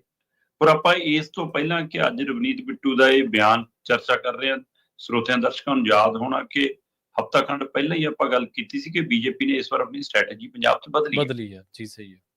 ਪਹਿਲਾਂ ਉਹਦਾ ਟਾਰਗੇਟ ਸੀਗਾ ਕਿ ਇੱਥੋਂ ਦਾ ਸ਼ਹਿਰੀ ਵਰਗ, ਹਿੰਦੂ ਵਰਗ ਜਿਹੜਾ 32-33% ਮੰਨਿਆ ਜਾਂਦਾ, ਉਹਨੂੰ ਟਾਰਗੇਟ ਕਰੋ, ਨਾਲ ਹੀ ਪਲੱਸ 30% ਜਿਹੜਾ ਇੱਥੇ ਦਾ SC-BC ਭਾਈਚਾਰਾ ਉਹਨੂੰ ਟਾਰਗੇਟ ਕਰੋ ਕਿ ਜੇ 60 ਦੇ ਵਿੱਚੋਂ ਅੱਧੇ ਕੁ ਵੀ ਸਾਨੂੰ ਪੈ ਜਾਣ ਤੇ ਜਿੰਨੇ ਅਸੀਂ ਸਿੱਖ ਪੱਗਾਂ ਵਾਲੇ ਲੀਡਰ ਸ਼ਾਮਿਲ ਕੀਤੇ ਨੇ 2-4% ਤਾਂ ਉਹ ਵੀ ਲੈ ਕੇ ਆਉਣਗੇ ਕੁਛ, ਕਿ ਆਪਣੀ ਤਾਂ ਗੱਡੀ ਲੱਗ ਜੂਗੀ। ਸਹੀ ਬਿਲਕੁਲ। ਪਰ ਉਹਨਾਂ ਲਗਭਗ ਬੇਸ਼ੱਕ ਲੋਕ ਸਭਾ ਚੋਣਾਂ 'ਚ ਉਹਨਾਂ ਦਾ ਗ੍ਰਾਫ ਵਧਿਆ, ਪਰ ਪੰਜਾਬ ਤੇ ਵਿਚਰਦਿਆਂ, ਧਰਤੀ ਤੇ ਕੰਮ ਕਰਦਿਆਂ ਨੂੰ ਸਮਝ ਆਇਆ ਕਿ ਇੱਕ ਤਾਂ ਇੱਥੇ ਸਭ ਤੋਂ ਜਿਹੜੀ ਵੋਕਲ ਧਿਰ ਆ, ਜਿਹੜੀ ਦੇ ਆਧਾਰ ਤੇ ਲੜਨ ਵਾਲੀ ਧਿਰ ਆ, ਉਹ ਕਿਸਾਨੀ ਹੈ। ਜੀ, ਇਹਦੇ ਨਾਲ ਪੰਗਾ ਲੈ ਕੇ ਨਹੀਂ ਗੱਲ ਕਹੀ ਜਾਓ ਕਿ ਜੱਟ ਪੰਜਾਬ 'ਚ ਤਾਂ 20% ਨੇ ਜੀ, ਆਪਾਂ ਇਹਨਾਂ ਤੋਂ ਕੀ ਕਰਨਾ, ਇਹਨਾਂ ਨੂੰ ਇੱਕੋ ਪਾਸੇ ਕਰ ਦੋ। ਤੁਹਾਨੂੰ ਸਮਝ ਆਇਆ ਕਿ ਖੇਤੀ ਆਧਾਰਿਤ, ਜੱਟ ਆਧਾਰਿਤ ਰਾਜਨੀਤੀ ਤਾਂ ਬਹੁਤ ਆ ਤੇ ਪਿੰਡ ਇਹਨਾਂ ਦੇ ਉੱਤੇ ਕੇਂਦਰਿਤ ਨੇ। ਤੇ ਦੂਸਰਾ ਫਿਰ ਉਹਨਾਂ ਨੂੰ ਇਹ ਵੀ ਸਮਝ ਆ ਗਈ ਕਿ ਆਪਾਂ ਪਹਿਲਾਂ ਵੀ ਗੱਲ ਕਰ ਚੁੱਕੇ ਹਾਂ ਕਿ ਬਈ ਬੀਜੇਪੀ ਇਸ ਗੱਲ ਨੂੰ ਸਮਝ ਰਹੀ ਹੈ ਕਿ ਵੀ ਇੱਥੇ ਜੱਟਾਂ ਨੂੰ ਜਾਟ ਵਾਂਗ ਕਿਨਾਰੇ ਨਹੀਂ ਕੀਤਾ ਜਾ ਸਕਦਾ, ਕਿਉਂਕਿ ਉਹਦਾ ਜਾਟ ਕਿਤੇ ਨਾ ਕਿਤੇ ਹਿੰਦੂ ਦਾਇਰੇ 'ਚ ਹੀ ਆਉਂਦਾ ਤੇ ਇਹਦੇ ਜੱਟ ਨੂੰ ਪਰੇ ਕਰਨਾ ਮਤਲਬ ਸਿੱਖੀ ਨੂੰ ਵੀ ਪਰੇ ਕਰਨਾ ਨਾਲ ਜਾਂਦਾ ਸੁਨੇਹਾ। ਸੋ ਇਸ ਲਈ ਉਹ ਜੱਟ ਸਿੱਖ ਨੂੰ ਪਰੇ ਕਰਨ ਦੇ ਚੱਕਰ 'ਚ ਸਿੱਖੀ ਦਾ ਜਿਹੜਾ ਬੜਾ ਪਸਾਰ ਹੈ ਉਹ ਤੋਂ ਨਾ ਕਿਤੇ ਨਾਰਾਜ਼ਗੀ ਹੋਰ ਕਾਰਨ ਦੂਰ ਹੋ ਜਾਵੇ, ਇਸ ਲਈ ਉਹਨੇ ਆਪਣਾ ਏਜੰਡਾ ਬਦਲਿਆ। ਹੁਣ ਉਹਨੂੰ ਜਨਤਕ ਰੈਲੀ ਤੋਂ ਜੇ ਰਵਨੀਤ ਬਿੱਟੂ ਬੋਲ ਰਿਹਾ ਇਹਦਾ ਮਤਲਬ ਉਹ ਹੁਣ ਗੱਲ ਤੇ ਮੋਹਰ ਲਾ ਰਿਹਾ ਕਿ ਇਹਦਾ ਇਹ ਤਰੀਕਾਕਾਰ ਹੈਗਾ। ਔਰ ਇਹ RSS ਹਰ ਗੱਲ ਨੂੰ ਉਸ ਸਮੇਂ ਸਾਹਮਣੇ ਲਿਆਉਂਦੀ ਆ ਜਦੋਂ ਥੱਲੇ ਗਰਾਊਂਡ ਤਿਆਰ ਕਰ ਚੁੱਕੀ ਹੁੰਦੀ ਹੈ। ਨਰਿੰਦਰ ਮੋਦੀ ਜੇ ਮਤਲਬ 78-79 ਸਾਲਾਂ ਦੇ ਵਿੱਚ ਪਹਿਲੀ ਵਾਰ ਲਾਲ ਕਿਲੇ ਤੋਂ RSS ਦਾ ਜ਼ਿਕਰ ਕਰਦੇ ਨੇ, ਇਹਦਾ ਮਤਲਬ ਉਸ ਸਮੇਂ ਕਰ ਰਹੇ ਨੇ ਜਦੋਂ ਉਹਨਾਂ ਨੂੰ ਲੱਗਦਾ ਕਿ ਹੁਣ ਮਤਲਬ ਕਿ ਸਾਰਾ ਗਰਾਊਂਡ ਅਸੀਂ ਤਿਆਰ ਕਰ ਲਿਆ ਮੁਲਕ 'ਚ। ਤੇ ਜੇ ਰਵਨੀਤ ਬਿੱਟੂ ਪੰਜਾਬ 'ਚ ਗੱਲ ਕਰ ਰਹੇ ਤਾਂ ਕੀ ਉਹਨਾਂ ਨੇ ਗਰਾਊਂਡ ਤਿਆਰ ਕਰ ਲਿਆ? ਉਹ ਪਿੰਡਾਂ 'ਚ ਬੜੇ ਨੇ, ਸਾਡੀਆਂ ਧਾਰਮਿਕ ਸੰਸਥਾਵਾਂ 'ਚ ਜਿਵੇਂ ਦਾਖਲ ਹੋ ਚੁੱਕੇ ਨੇ, ਸਾਡੇ ਗ੍ਰੰਥਾਂ ਦੀਆਂ, ਸਿਲੇਬਸ ਦੀਆਂ, ਸਿੱਖਿਆ ਦੀਆਂ ਕਿਤਾਬਾਂ ਦੇ ਵਿੱਚ ਜਿਵੇਂ ਦਾਖਲ ਹੋ ਗਏ ਨੇ, ਕਿ ਉਹਨਾਂ ਨੂੰ ਲੱਗਦਾ ਕਿ ਮੌਕਾ ਆ ਗਿਆ। ਇਹ ਆਪਾਂ ਇਹ ਕਹੀਏ ਕਿ RSS ਆਪਣੇ ਦਮ ਤੇ ਹੀ ਪੰਜਾਬ 'ਚ ਦਾਖਲ ਹੋ ਗਈ, BJP ਆਪਣੇ ਦਮ ਤੇ ਆ ਕੇ ਇਸ ਤਰੀਕੇ ਨਾਲ। ਇਹਦੇ ਲਈ ਦੇਖੋ ਬਾਦਲਾਂ ਨੂੰ ਧੰਨਵਾਦ ਕਰੋ, ਰਵਨੀਤ ਬਿੱਟੂ ਨੂੰ ਬਾਦਲਾਂ ਦਾ ਧੰਨਵਾਦ ਨਾਲ ਕਰੇ। ਜਦੋਂ 300 ਸਾਲਾ ਸੀ ਖਾਲਸਾ ਪੰਥ ਦੀ ਸਥਾਪਨਾ ਦਾ 1999 ਚ ਅਨੰਦਪੁਰ ਸਾਹਿਬ ਦੀ ਧਰਤੀ ਤੇ ਮਨਾਇਆ ਗਿਆ, ਤਦ ਮੇਰੀ ਪੱਤਰਕਾਰੀ ਦੀ ਲਗਭਗ ਸ਼ੁਰੂਆਤ ਸੀ। ਠੀਕ ਹੈ ਜੀ। ਤੇ ਮੈਂ ਪੱਤਰਕਾਰੀ ਕਰ ਰਿਹਾ ਸੀ। ਉਹਨਾਂ ਦਿਨਾਂ ਚ ਵਾਜਪਾਈ ਦੀ ਸਰਕਾਰ ਸੀ ਤੇ 100 ਕਰੋੜ ਤੋਂ ਵੱਧ ਰਾਸ਼ੀ ਜਾਰੀ ਹੋਈ ਸੀ ਇਸ ਦਿਹਾੜੇ ਨੂੰ ਮਨਾਉਣ ਲਈ। ਉਹ ਚੋਂ ਮੈਨੂੰ 40 ਜਾਂ 50 ਕਰੋੜ ਉਸ ਸਮੇਂ RSS ਨੂੰ ਸਥਾਪਿਤ ਕਰਕੇ ਦਿੱਤਾ ਗਿਆ ਸੀ। RSS ਤੋਂ ਹੁਣ ਮੇਰਾ ਭਾਵ ਰਾਸ਼ਟਰੀ ਸਿੱਖ ਸੰਗਤ ਤੋਂ ਹੈ। ਸਹੀ ਹੈ। ਵਾਜਪਾਈ ਉਹਨਾਂ ਨੇ ਮਤਲਬ ਉਸ ਬਾਦਲਾਂ ਨੇ ਵਿਰੋਧ ਨਹੀਂ ਕੀਤਾ। ਉਸ ਸਮੇਂ ਉਂਗਲੇ ਨਹੀਂ ਧਰੀ, ਕਿਹਾ ਕੀ ਕਰ ਰਹੇ ਹੋ ਜੀ? ਜੀ ਜੀ। RSS ਦੀ ਵਿਚਾਰਧਾਰਾ ਕੀ ਤੇ ਸਿੱਖੀ ਦੀ ਵਿਚਾਰਧਾਰਾ ਕੀ ਹੈ? RSS ਦੀ ਕੀ, ਸਿੱਖੀ ਦੀ ਮਰਿਆਦਾ ਕੀ, ਉਹਦਾ ਆਪਸ ਵਿੱਚ ਕੀ ਮੇਲ? ਸਹੀ ਹੈ। ਤੁਸੀਂ ਰਾਜਨੀਤਿਕ ਲਾਲਸਾ ਇੰਨੀ ਸੀ, ਤੁਹਾਡੇ ਦਿੱਲੀ ਦੀਆਂ ਕੁਰਸੀਆਂ ਦੇ ਲਈ ਐਨਕਾਂ ਜਿਹੀਆਂ ਲਾਤੀਆਂ ਅਗਲਿਆਂ ਨੇ ਕਿ ਤੁਹਾਨੂੰ ਸਾਰਾ ਕੁਝ ਤੁਸੀਂ ਸਿਰ ਤੇ ਚੜਾ ਕੇ ਲਿਆਏ। ਹੁਣ ਅਗਲੇ ਗਲੀਆਂ ਕਰ ਰਹੇ ਨੇ, ਆਓ ਭਾਈ ਫਿਰ। ਸਹੀ ਹੈ। ਹੁਣ ਸੋ ਇਸ ਲਈ ਹੁਣ ਇਹ ਪੰਜਾਬ ਨੇ, ਸਿੱਖ ਸੰਸਥਾਵਾਂ ਨੇ, ਸਿੱਖ ਭਾਈਚਾਰੇ ਨੇ ਕਿ ਹਾਂ ਉਹਨਾਂ ਨੂੰ ਸਿਰ ਤੇ ਬਿਠਾਉਣਾ ਹੈ ਜਾਂ ਸਿਰੋਂ ਪਟਕਾ ਕੇ ਡਿੱਗਣਾ, ਇਹ ਉਹਨਾਂ ਦਾ। ਪਰ BJP ਜਿਸ ਤਿਆਰੀ ਨਾਲ ਧਾਰਮਿਕ ਵਾਲੇ ਪਾਸਿਓਂ ਵੀ, ਰਾਜਨੀਤਿਕ ਵਾਲੇ ਪਾਸਿਓਂ ਤੇ ਧਰਾਤ ਵਾਲੇ ਪਾਸਿਓਂ, ਸਮਾਜਿਕ ਤੌਰ ਦੇ ਉੱਤੇ ਵੀ ਜਿਸ ਤਰੀਕੇ ਨਾਲ ਉਹ ਪੰਜਾਬ 'ਚ ਦਾਖਲ ਹੋ ਰਹੀ ਹੈ, ਐਕਟੀ ਉਹਨੂੰ ਤੁਸੀਂ ਮੁਰਲੀਆਂ 3 ਸਫ਼ਾ ਦੇ ਵਿੱਚੋਂ 227 ਚ ਪਰੇ ਕਰਕੇ ਨਹੀਂ ਦੇਖ ਸਕੋਗੇ। ਹਾਂਜੀ ਬਿਲਕੁਲ, ਉਹਨਾਂ ਦਾ ਤਾਂ ਕਲੇਮ ਇਸ ਤੋਂ ਵੀ ਅੱਗੇ ਹੈ ਜੀ। ਉਹ ਤਾਂ ਬਹੁਤ ਵੱਡਾ ਕਲੇਮ ਕਰ ਰਹੇ ਨੇ ਇਸ ਵਾਰੀ। ਉਹ ਤਾਂ ਪੰਜਾਬ ਦੇ ਵਿੱਚ ਆਪੋਜੀਸ਼ਨ ਪਾਰਟੀ ਦੇ ਤੌਰ ਤੇ ਆਪਣੇ ਆਪ ਨੂੰ ਦੇਖ ਰਹੇ ਨੇ, ਕਿਉਂਕਿ ਉਹਨਾਂ ਨੂੰ ਪਤਾ ਹੈ ਕਿ ਅਸੀਂ ਦੂਜੀਆਂ ਧਿਰਾਂ, ਅੱਜ ਤੁਸੀਂ ਅਕਾਲੀ ਦਲ ਦਾ ਹਾਲ ਦੇਖ ਲਓ, ਜਿਨ੍ਹਾਂ ਦਾ ਤੁਸੀਂ ਜ਼ਿਕਰ ਕਰਕੇ ਆਏ, ਜਿਨ੍ਹਾਂ ਦੀ ਹਿਸਟਰੀ ਦੱਸ ਦਿੱਤੀ ਹੈ ਤੁਸੀਂ। ਕਾਂਗਰਸ ਦਾ ਹਾਲ ਦੇਖ ਲਓ, ਆਮ ਆਦਮੀ ਪਾਰਟੀ ਦਾ ਹਾਲ ਦੇਖ ਲਓ, ਤੇ ਉਹਦੇ ਪੈਰਲਰ ਹੀ ਉਹ ਜਿਵੇਂ ਤੁਸੀਂ ਜ਼ਿਕਰ ਕਰ ਹੀ ਦਿੱਤਾ ਵੀ ਕਿਸਾਨਾਂ ਨਾਲ ਵੀ ਬਣਾ ਕੇ ਤੁਰ ਰਹੇ ਨੇ। ਹੋਰ ਸੰਸਥਾਵਾਂ ਦੇ ਵਿੱਚ, ਜਥੇਬੰਦੀਆਂ ਦੇ ਵਿੱਚ, ਲੋਕਲ ਤੌਰ ਤੇ ਕਲੱਬਾਂ ਤੋਂ ਲੈ ਕੇ, ਗਲੀ ਦੇ ਕਲੱਬਾਂ ਤੋਂ ਲੈ ਕੇ ਉਹ ਪੰਜਾਬ ਪੱਧਰ ਦੀਆਂ ਜਥੇਬੰਦੀਆਂ ਤੱਕ ਆਪਣਾ ਰਾਬਤਾ ਕਾਇਮ ਕਰ ਰਹੇ ਨੇ। ਅਗਲੀ ਗੱਲ ਕਰੀਏ ਬਿੱਟੂ ਦੇ ਬੋਲਾਂ ਦੀ, ਜਿਹਦੇ ਵਿੱਚ ਇਹਨਾਂ ਨੇ ਬਾਦਲ ਪਰਿਵਾਰ ਨੂੰ ਇੱਕ ਸੂਤਾ ਫਸਾ ਦਿੱਤਾ। ਰਵਨੀਤ ਬਿੱਟੂ ਕਿਸੇ ਸਮੇਂ ਬਾਦਲ ਪਰਿਵਾਰ ਦੇ ਬੜੇ ਨਜ਼ਦੀਕੀ ਮੰਨੇ ਜਾਂਦੇ ਸੀ, ਜਿਨ੍ਹਾਂ ਦੇ ਨਾਲ ਉਹਨਾਂ ਦੀ ਸੂਤ ਹੁੰਦੀ ਸੀ। ਪਰ ਇਸ ਟਾਈਮ ਉਹ ਕਹਿ ਰਹੇ ਨੇ ਵੀ ਜਿਹੜੇ 3 ਖੇਤੀ ਕਾਨੂੰਨ ਆਏ ਸੀ ਉਹ ਅਕਾਲੀਆਂ ਕਰਕੇ ਆਏ ਸੀ, ਤੇ ਜੇ ਅਕਾਲੀਆਂ ਤੋਂ ਸਿੱਧਾ ਭਾਵ ਬਾਦਲ ਪਰਿਵਾਰ ਤੋਂ, ਕਿਉਂਕਿ ਕਮਾਂਡ ਉਹਨਾਂ ਦੇ ਕੋਲੇ ਹੈ। ਪ੍ਰਵੀਨ ਜੀ, ਪਹਿਲੀ ਗੱਲ ਤਾਂ ਇਹ ਕਮਾਲ ਸੀ ਕਿ ਭਾਰਤੀ ਜਨਤਾ ਪਾਰਟੀ ਦੀ ਪੰਜਾਬ ਇਕਾਈ ਨੇ ਲੈਂਡ ਪੂਲਿੰਗ ਵਾਪਸ ਲੈਣ ਦੀ ਫਤਿਹ ਰੈਲੀ ਕੀਤੀ ਹੈ, ਜਸ਼ਨ ਮਨਾਇਆ, ਜਿੱਤ ਦਾ ਜਸ਼ਨ। ਮਤਲਬ BJP ਇਹ ਦੱਸਣਾ ਚਾਹੁੰਦੀ ਹੈ ਕਿ ਲੈਂਡ ਪੂਲਿੰਗ ਅਸੀਂ ਵਾਪਸ ਕਰਾਈ ਹੈ, ਕਿਸਾਨ ਅਤੇਸ਼ੀ ਅਸੀਂ। ਜੀ ਸਹੀ ਹੈ। ਇਹ ਪਤਾ ਨਹੀਂ ਹੁਣ ਇਹ ਪੰਜਾਬ ਦੇ ਕਿਸਾਨਾਂ ਨੇ ਦੇਖਣਾ ਕਿ ਉਹਨਾਂ ਨੇ ਯਾਦ ਰੱਖਣੀ ਆ ਗੱਲ, ਕਿ ਭੁੱਲ ਜਾਣੀ ਹੈ ਕਿ ਜਦੋਂ 385 ਦਿਨ ਦਿੱਲੀ ਦੀਆਂ ਬਰੂਹਾਂ ਤੇ ਬੈਠੇ ਸੀ, ਇਹੀ BJP ਸੀ ਜਿਹਨੇ ਪਾਣੀ ਵੀ ਨਹੀਂ ਪੁੱਛਿਆ, ਉਲਟਾ ਧਰਤੀ 'ਚ ਕਿੱਲਾਂ ਤੱਕ ਗੱਡੀਆਂ ਗੰਦੇ ਪਾਣੀ ਦੀਆਂ ਬਸ਼ਾਰਾਂ ਕੀਤੀਆਂ, ਡਾਂਗ ਬਰਾਈ। 700 ਕਿਸਾਨ ਅਸੀਂ ਆਪਣੇ ਗਵਾ ਕੇ ਆਏ ਤੇ ਆਪਣੇ ਦਮ ਤੇ 3 ਖੇਤੀ ਕਾਨੂੰਨ ਵਾਪਸ ਕਰਾ ਕੇ ਆਏ। ਤੇ ਪਰ ਰਵਨੀਤ ਬਿੱਟੂ ਵੀ ਤੇ ਜਾਖੜ ਜੀ, ਮਤਲਬ ਜਿਹੜੇ ਇਹਨਾਂ ਦੇ ਪ੍ਰਧਾਨ ਨੇ ਪੰਜਾਬ BJP ਦੇ, ਉਹ ਮੰਚ ਤੋਂ ਸੰਬੋਧਨ ਕਹਿ ਰਹੇ ਸੀ ਵੀ ਕਿ ਦੇਖੋ ਮੋਦੀ ਜੀ ਤਾਂ ਕਿੰਨੇ ਕਿਸਾਨਾਂ ਨੂੰ ਪਿਆਰ ਕਰਦੇ ਨੇ, ਉਹਨਾਂ ਨੇ ਮਾਫੀ ਮੰਗੀ। ਪਤਾ ਨਹੀਂ ਸਾਨੂੰ ਸਮਝ ਨਹੀਂ ਹੈ ਜਾਂ ਉਹਨਾਂ ਨੂੰ ਸਮਝ ਨਹੀਂ ਹੈ ਜਾਂ ਉਹਨਾਂ ਨੂੰ ਜ਼ਿਆਦਾ ਸਮਝ ਹੈ। ਜੀ ਜੀ। ਮਤਲਬ ਇੱਕ ਵੀ ਵਾਰ 3 ਖੇਤੀ ਕਾਨੂੰਨ ਲਿਆਉਣ ਤੇ ਮਾਫੀ ਨਹੀਂ ਮੰਗੀ। ਮੋਦੀ ਨੇ ਇੱਕ ਵੀ ਵਾਰ ਕਿਸਾਨਾਂ ਤੋਂ ਉਹਨਾਂ ਨੂੰ ਆਈ ਮੁਸ਼ਕਲ ਲਈ ਮਾਫੀ ਨਹੀਂ ਮੰਗੀ। ਗੌਰ ਨਾਲ ਸੁਣ ਲਓ ਉਹਨਾਂ ਦਾ ਉਸ ਦਿਨ ਦਾ 3 ਖੇਤੀ ਕਾਨੂੰਨ ਵਾਪਸ ਲੈਣ ਵਾਲਾ ਫਰਮਾਨ। ਹਾਂਜੀ ਹਾਂਜੀ। ਉਹ ਸਾਫ਼ ਲਫ਼ਜ਼ਾਂ 'ਚ ਕਹਿੰਦੇ ਨੇ ਕਿ ਮੈਨੂੰ ਮਾਫ ਕਰ ਦਿਓ, ਸ਼ਾਇਦ ਮੇਰੀ ਤਪੱਸਿਆ 'ਚ ਕਮੀ ਰਹਿ ਗਈ, ਇਹ ਤਾਂ ਤੁਹਾਡੇ ਹਿੱਤ 'ਚ ਸੀ, ਤੁਹਾਨੂੰ ਸਮਝਾ ਨਹੀਂ ਸਕੇ। ਉਹ ਮਾਫੀ ਆਪਣੇ ਆਪ ਤੋਂ ਹੀ ਮੰਗ ਰਹੇ ਨੇ ਕਿ ਅਸੀਂ ਤੁਹਾਨੂੰ ਸਮਝਾ ਨਹੀਂ ਸਕੇ। ਜੀ। ਉਹ ਇਹ ਨਹੀਂ ਕਹਿ ਰਹੇ ਕਿ 3 ਖੇਤੀ ਕਾਨੂੰਨ ਗਲਤ ਸੀ, ਮੈਨੂੰ ਮਾਫ ਕਰ ਦਿਓ, ਇਹ ਗਲਤ ਕਾਨੂੰਨ ਅਸੀਂ ਕਿਹਾ, ਮੈਨੂੰ ਮਾਫ ਕਰ ਦਿਓ। ਇੱਕ ਵਾਰ ਨਹੀਂ ਕਿਹਾ ਉਹਨਾਂ। ਤੇ ਉਹ ਕਾਨੂੰਨ ਵਾਪਸ ਲੈ ਕੇ ਵੀ ਅਜੇ ਵੀ ਲਾਗੂ ਹੋ ਰਹੇ ਨੇ ਗੁਪਚੁਪ ਤਰੀਕੇ ਨਾਲ, ਚਾਹੇ ਉਹ ਲੈਂਡ ਪੂਲਿੰਗ ਰੂਪ ਚ ਆਉਣ, ਚਾਹੇ ਕਿਸੇ ਹੋਰ ਯੋਜਨਾਵਾਂ ਤਹਿਤ ਉਹ ਆ ਰਹੇ ਨੇ। ਤੇ ਐਸਕੇਐਮ ਦੇ ਘਰਾਂ ਚ ਵੀ ਸੰਨ ਲੱਗਣ ਲੱਗੀ ਸੀ। ਆਪਾਂ ਗੱਲ ਕੀਤੀ ਸੀ ਕਿ 2 ਲੀਡਰ, ਚਾਹੇ ਉਹ ਤੀਜੀ ਕਤਾਰ ਵਾਲੇ ਸੀ, ਉਹ ਗਏ ਜੀ, ਉਹਨਾਂ ਦੇ ਮਨ ਤੇ ਚੜ ਕੇ ਮੋਦੀ ਦਾ ਗੁਣਗਾਨ ਕੀਤਾ। ਇਹਦਾ ਮਤਲਬ ਕਿੱਥੇ ਤੱਕ ਉਹ ਆ ਗਏ ਨੇ। ਖੁਦ ਬਾਦਲ ਦਲ ਵਾਲੀ ਜਿਹੜੇ ਉਹਨੂੰ ਲੈ ਕੇ ਉਹੀ ਕਹੀ ਜਾਂਦੇ ਜੀ ਕਿ ਤਾਂ ਜਥੇਦਾਰ ਵੀ ਉਹਨਾਂ ਦੇ ਨੇ ਜੀ। ਮਤਲਬ ਜੇ ਇੱਥੋਂ ਤੱਕ ਗੱਲ ਜ਼ਿੰਮੇਵਾਰ ਕੌਣ ਹੈ? ਸਹੀ ਹੈ। ਬੇਸ਼ੱਕ ਐਸਕੇਐਮ ਨੇ ਉਹ ਲੀਡਰ ਕੱਢਤੇ ਹੁਣ, ਠੀਕ ਹੈ, ਪਰ ਇਹਦਾ ਮਤਲਬ ਉਹਨਾਂ ਨੂੰ ਰਾਹ ਤਾਂ ਮਿਲ ਗਿਆ ਨਾ ਅੰਦਰ ਥੋੜੇ ਵੜਨ ਦਾ। ਅੱਜ ਉਹ 2 ਬੁਲਾਏ ਨੇ, ਕੱਲ ਨੂੰ ਅਗਲੇ 2 ਬੁਲਾ ਲੈਣਗੇ। ਅੱਜ ਉਹਨਾਂ ਨੂੰ ਬੁਰਕੀ ਪਈ ਹੈ, ਕੱਲ ਨੂੰ ਦੂਏ ਨੂੰ ਬੜੀ ਪੈ ਜੂਗੀ। ਸਹੀ ਹੈ। ਫਿਰ ਸੋ ਇਸ ਤਰੀਕੇ ਕਾਰਨ ਨਾਲ ਉਹ ਪੰਜਾਬ ਦੇ ਵਿੱਚ ਕਿਸਾਨੀ ਦੇ ਰਾਹੀਂ ਦਾਖਲ ਹੋ ਰਹੇ ਨੇ। ਔਰ ਲੈਂਡ ਪੂਲਿੰਗ ਦੇ ਉੱਤੇ ਜਿਵੇਂ ਉਹਨਾਂ ਨੇ ਲੜਾਈ ਲੜੀ, ਜਿਵੇਂ ਉਹਨਾਂ ਨੇ ਆਪਣੇ ਆਪ ਨੂੰ ਕਿਸਾਨ ਪੈਸ਼ੀ ਦੱਸਿਆ, ਤੇ ਉਹ ਪ੍ਰਕਿਰਿਆ ਦੇ ਉੱਤੇ ਨਜ਼ਰ ਰੱਖਦਿਆਂ ਰਵਨੀਤ ਬਿੱਟੂ ਉੱਥੇ ਕਹਿੰਦੇ ਜੀ 3 ਖੇਤੀ ਕਾਨੂੰਨ ਤਾਂ ਜੀ ਲਿਆਉਣ ਪਿੱਛੇ ਬੀਬੀ ਹਰਸਿਮਰਤ ਕੌਰ ਬਾਦਲ ਹੈ। ਉਹ ਅੱਛਾ, ਉਹ ਕਹਿੰਦੇ ਵੀ ਜਦੋਂ ਕਾਨੂੰਨ ਲਿਆਂਦੇ ਜਾ ਰਹੇ ਸੀ ਤਾਂ ਬੀਬੀ ਨੂੰ ਪੁੱਛਿਆ, ਬੀਬੀ ਕਹਿੰਦੀ ਜੀ ਤਾਂ ਬਹੁਤ ਵਧੀਆ ਨੇ ਜੀ, ਕਿਸਾਨ ਤਾਂ ਬਾਗੋ ਬਾਗ ਹੋ ਜਾਣਗੇ ਜੀ, ਅਸੀਂ ਗੱਲ ਕਰ ਲਈ ਜੀ, ਮਜ਼ਦੂਰ ਜਥੇਬੰਦੀਆਂ ਨਾਲ ਵੀ ਗੱਲ ਹੋ ਗਈ ਜੀ, ਕਿਸਾਨਾਂ ਨਾਲ ਵੀ ਗੱਲ ਹੋ ਗਈ ਜੀ, ਪੰਜਾਬ ਤੋਂ ਤੁਸੀਂ ਫਿਕਰ ਨਾ ਕਰੋ ਜੀ, ਚੱਕ ਲਓ। ਹੁਣ ਬਈ ਜੇ ਇਹ ਗੱਲ ਸੱਚੀ ਆ ਜੀ, ਫਿਰ ਤਾਂ ਵੀ ਕਿੰਨੀ ਚੱਲਦੀ ਸੀ। ਮੋਦੀ ਤੋਂ ਪਹਿਲਾਂ ਬੀਬੀ ਦੀ ਪੁੱਛਗਿੱਛ ਸੀ ਦਾ ਮਤਲਬ, ਫੈਸਲਾ ਤਾਂ ਫਿਰ ਬੀਬੀ ਲੈਂਦੀ ਸੀ, ਤੇ ਫਿਰ ਉਹੀ ਛੱਡ ਕੇ ਆ ਗਈ। ਡੋਮਿਸਾਈਲ ਦਿੱਲੀ ਦਾ ਬਣਵਾ ਲੈਂਦੀ, ਭਾਈ ਉੱਥੇ ਹੀ ਰਹਿਣ ਲੱਗ ਜਾਂਦੇ। ਫਿਰ ਸਹੀ ਹੈ, ਬਿਲਕੁਲ ਜੀ। ਚੱਲੇ ਸੁਖਬੀਰ ਬਾਦਲ ਨੂੰ ਨਾਲੇ ਲੈ ਜਾਂਦੇ, ਜੇ ਥੋੜੀ ਇੰਨੀ ਸਰਕਾਰ ਚੱਲਦੀ ਸੀ, ਕੱਲ ਛੱਡ ਕੇ ਆ ਗਏ ਪੰਜਾਬ ਪਿੱਛੇ। ਤੇ ਜੇ ਦੇਖੋ ਇਹਦੇ ਵਿੱਚ ਕੋਈ ਦੋ ਰਾਏ ਨਹੀਂ ਕਿ ਪ੍ਰਵੀਨ ਜੀ 3 ਖੇਤੀ ਕਾਨੂੰਨ ਆਏ ਤਾਂ ਉਸ ਸਮੇਂ ਬਾਦਲਾਂ ਨੇ ਆਪਣੀ ਕੁਰਸੀ ਬਚਾਉਣ ਲਈ ਦਿੱਲੀ ਕਨੀ ਡੱਕਾ ਸਿੱਟੀ ਰੱਖਿਆ, ਬਚਾਅ ਕਰਦੇ ਰਹੇ। ਤੇ ਹੁਣ ਧਰਤੀ ਨੂੰ ਦਰੁਸਤ ਕਰਨ ਦੇ ਲਈ ਬਾਰ-ਬਾਰ ਕੋਸ਼ਿਸ਼ਾਂ ਕਰ ਰਹੇ ਨੇ। ਹੁਣ ਲੈਂਡ ਪੂਲਿੰਗ ਤੇ ਧਰਨਾ ਲਾ ਕਰ ਵਾਹ ਕਰ। ਹਾਂ, ਪਰ ਮਤਲਬ ਕਿ ਜੇ ਰਵਨੀਤ ਬਿੱਟੂ ਇਹ ਸ਼ਰੇਆਮ ਚਿੱਟਾ ਝੂਠ ਬੋਲੂਗਾ ਕਿ ਵੀ ਹਰਸਿਮਰਤ ਲਿਆਈ, ਬਾਦਲੇ ਲਿਆਏ, ਤਾਂ ਇਹ ਨਿਰਾ ਝੂਠ ਹੈ। ਸਭ ਨੂੰ ਪਤਾ ਲਿਆਉਣ ਪਿੱਛੇ ਕਾਰਪੋਰੇਟ ਘਰਾਣੇ ਸੀ ਤੇ ਮੋਦੀ ਉਹਨਾਂ ਦੇ ਇਸ਼ਾਰਿਆਂ ਤੇ ਕੰਮ ਕਰਦਾ ਤੇ ਉਹਨਾਂ ਦੇ ਕਹੇ ਤੇ ਆਏ। ਇਹ ਤਾਂ ਹਮ ਹੀ ਭਰਨ ਵਾਲੇ ਫਿੱਲੇ ਸੀ। ਉਸ ਸਮੇਂ ਹਰਸਿਮਰਤ ਕੌਰ ਤੇ ਸੁਖਬੀਰ ਬਾਦਲ ਫਿੱਲੇ ਸੀ, ਅੱਜ ਰਵਨੀਤ ਬਿੱਟੂ ਫਿੱਲਾ। ਸਹੀ ਹੈ। ਉਸ ਸਮੇਂ ਉਹਨੂੰ ਜੋ ਹੁਕਮ ਹੁੰਦਾ ਸੀ ਉਹ ਬੋਲਦੀ ਸੀ, ਅੱਜ ਤੁਸੀਂ ਬੋਲ ਰਹੇ ਹੋ। ਫਰਕ ਤਾਂ ਕੋਈ ਵੀ ਨਹੀਂਗਾ। ਸਹੀ ਹੈ, ਸਹੀ ਹੈ। ਉਹਨਾਂ ਨੇ ਤਾਂ ਪੰਜਾਬ 'ਚ ਬੰਦੇ ਲੱਭ ਕੇ ਰੱਖਣੇ ਆ ਆਪਣੇ ਗੁਣਗਾਨ ਕਰਾਉਣ ਲਈ, ਆਪਣਾ ਢੋਲ ਵਜਾਉਣ ਲਈ। ਉਹ ਅੱਜ ਤੁਹਾਡੀ ਵਾਰੀ ਹੈ, ਤੁਸੀਂ ਵਜਾਓ।